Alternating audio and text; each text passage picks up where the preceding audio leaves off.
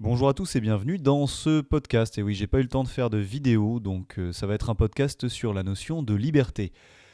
Pour commencer, afin de réussir à bien comprendre la notion de liberté, je pense qu'il est important de voir sa racine étymologique. Ça vient du latin liber, qui signifie l'homme qui n'est ni esclave ni prisonnier.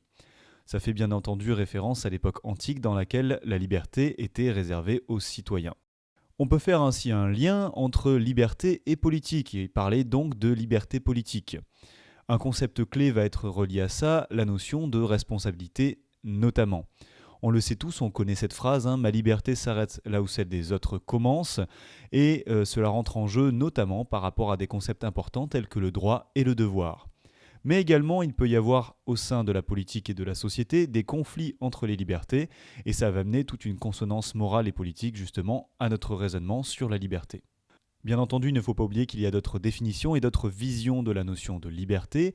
On sait évidemment que la liberté, on la reconnaîtra à partir du moment où on va la perdre, elle apparaît donc comme naturelle pour l'homme, mais également on peut parler de liberté pour des objets. Par exemple, un objet en chute libre n'est pas freiné dans sa chute, il est donc libre de tomber. Mais également on pourra parler de la liberté de penser et de la liberté d'agir, c'est-à-dire celle de faire un choix.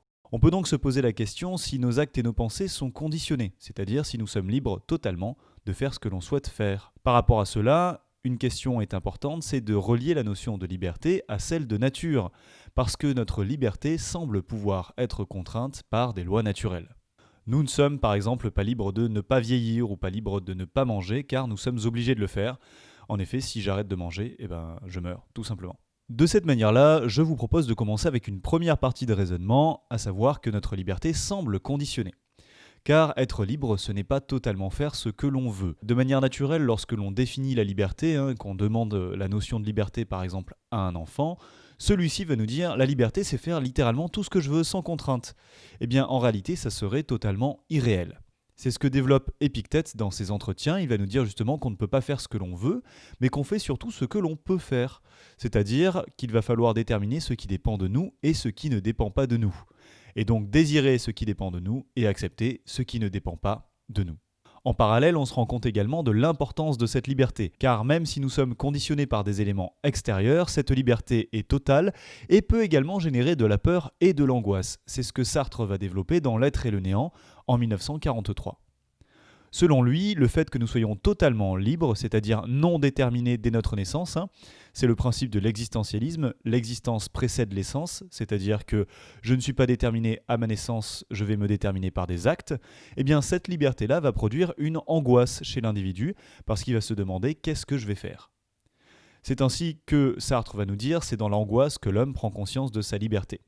Et cela peut correspondre à une forme de contrainte, car en effet, le fait d'angoisser et de savoir que mes choix vont déterminer mon avenir correspond à une forme de contrainte que je m'impose à moi-même, nous le verrons par la suite. Mais les contraintes annoncées pour ma liberté ne sont pas uniquement individuelles, elles peuvent être également collectives. C'est le cas des libertés en politique, avec notamment ce que l'on appelle le contrat social. Ce n'est pas que Rousseau, dans son traité du contrat social, qui va en parler, mais également Locke dans le second traité du gouvernement civil de 1690. Bien, nous on va s'intéresser principalement au contrat social de Rousseau parce que finalement ça va simplifier un peu les choses. Pour Rousseau, la liberté c'est le propre de l'homme, c'est-à-dire qu'elle est liée à sa volonté et elle est inaliénable. Il va y avoir plusieurs types de liberté, trois exactement. La liberté naturelle, c'est-à-dire de disposer de soi et de ne pas être contraint par un élément extérieur à ma volonté, principalement d'autres volontés. Ensuite, il va y avoir la liberté civile, qui est la contrainte de la loi, mais je suis libre en dehors de cette contrainte de la loi. Son objectif, comme l'énonce le contrat social, sera de limiter ma liberté par rapport à celle des autres et de limiter la liberté des autres par rapport à la mienne, afin que toutes nos libertés puissent réagir les unes avec les autres de manière plus harmonieuse, afin que par exemple je ne puisse pas bloquer la liberté de quelqu'un d'autre. On conclura avec la liberté politique qui correspond plus à une sorte de liberté d'indépendance politique, c'est-à-dire celle de pouvoir participer au gouvernement civil. Bien entendu, si je vous parle de la liberté en politique et de la limitation de cette liberté, c'est pour montrer justement que la liberté implique une certaine forme de responsabilité, c'est-à-dire le fait que l'on soit responsable de nos actes et de leurs conséquences. C'est profondément lié au libre arbitre. Cette responsabilité est toujours développée par Sartre, car selon lui, la liberté implique la responsabilité qui implique l'angoisse. Si je suis responsable de moi-même et de mes choix, je ne peux qu'angoisser de ne pas faire les bons choix et de ne pas agir comme il faut.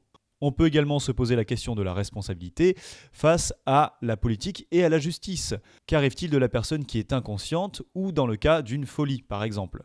Dans le droit pénal, la folie va enlever une certaine forme de culpabilité de l'individu et il ne pourra pas justement complètement être imputé de la conséquence de ses actes. Mais le problème de la responsabilité est un problème beaucoup plus vaste, comme va nous le développer Nietzsche dans Le Crépuscule des idoles en 1888. Car selon lui, à partir du moment où l'on assume une sorte de liberté individuelle, on va devoir être puni pour les actes que l'on va commettre et qui ne satisfont pas des contraintes ou du moins des lois que l'on aura édifiées. Bien entendu, Nietzsche va attaquer les théologiens qui sont ceux qui vont mettre en avant des lois et des raisonnements qui sont extérieurs à l'individu, l'individu étant responsable de ses actes. S'il n'agit pas en fonction des lois des théologiens, les théologiens peuvent le punir. Et bien entendu, cette punition va donner un pouvoir aux théologiens sur l'individu qui est censé être libre. Il faut cependant garder à l'esprit, comme le développe Spinoza dans son éthique, que la volonté est très importante également dans notre rapport à la liberté. Même si nous sommes contraints par une mauvaise connaissance de nous-mêmes et une volonté qui ne va pas être dirigée vers les bonnes choses, il y a ce que l'on appelle le conatus, qui vient du latin effort, qui est une force individuelle qui va nous pousser à persévérer dans notre être, c'est-à-dire à vouloir des choses qui sont bonnes pour nous.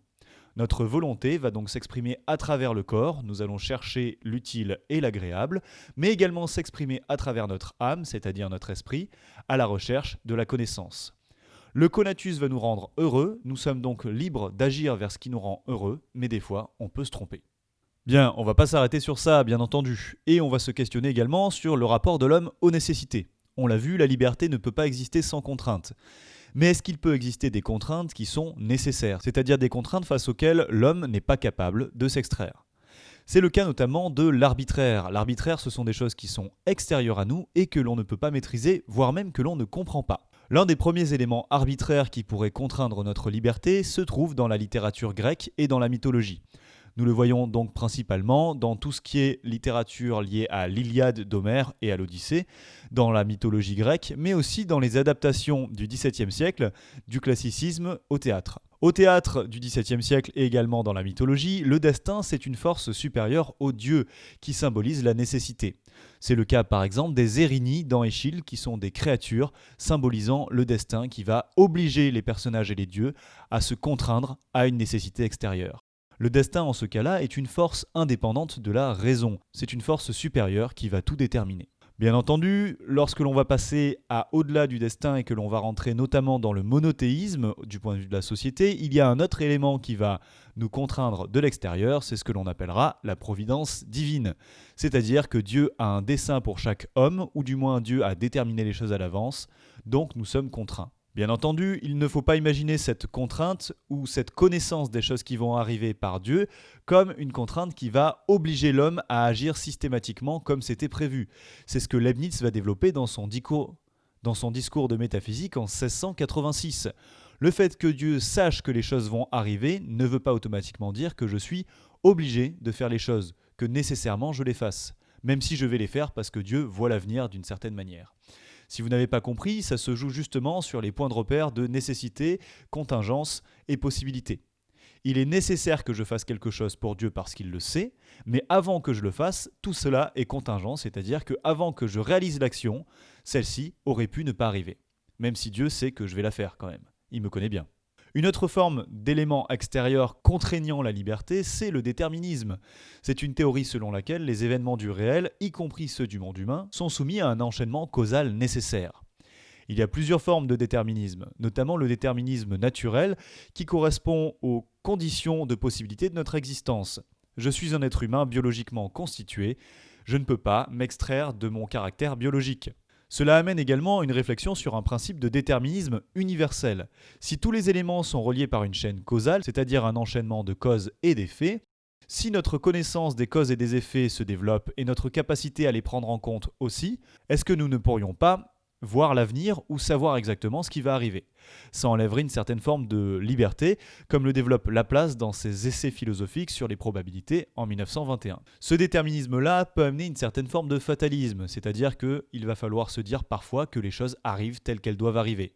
C'est ce que développe Diderot notamment dans Jacques le Fataliste, qui est une sorte de dialogue roman philosophique dans lequel Jacques le Fataliste développe sa réflexion sur les événements qui doivent avoir lieu. Bien entendu, chez Diderot, on peut s'extraire de ce fatalisme grâce à la connaissance scientifique et à la raison. C'est-à-dire qu'en comprenant le monde, nous allons plus facilement deviner les choses qui arrivent et donc agir en fonction de ces choses-là. Une autre forme de déterminisme est très importante, c'est le déterminisme social et psychologique. Car en effet, notre rapport à la société va déterminer en grande partie notre manière d'agir. Marx va nous le dire effectivement, nous sommes le jouet des forces sociales, c'est-à-dire que le libre arbitre est une illusion subjective. Je vais raisonner à la manière de ma classe sociale, mais également mon rapport à la matière va conditionner mon agissement, ma manière d'agir. On peut imaginer également chez Freud une relation entre notre inconscient et notre déterminisme. Nous serions peut-être déterminés par des forces dont nous n'avons pas conscience. Cependant, comme nous l'avons vu, l'hypothèse du déterminisme ne va pas détruire la rationalité et détruire notre volonté. Car, même si nous pouvons parfois être résignés, c'est un raisonnement paresseux que de vouloir et supposer être limité par des contingences extérieures. C'est ce que Cicéron va développer dans un traité du destin en -44 avant Jésus-Christ.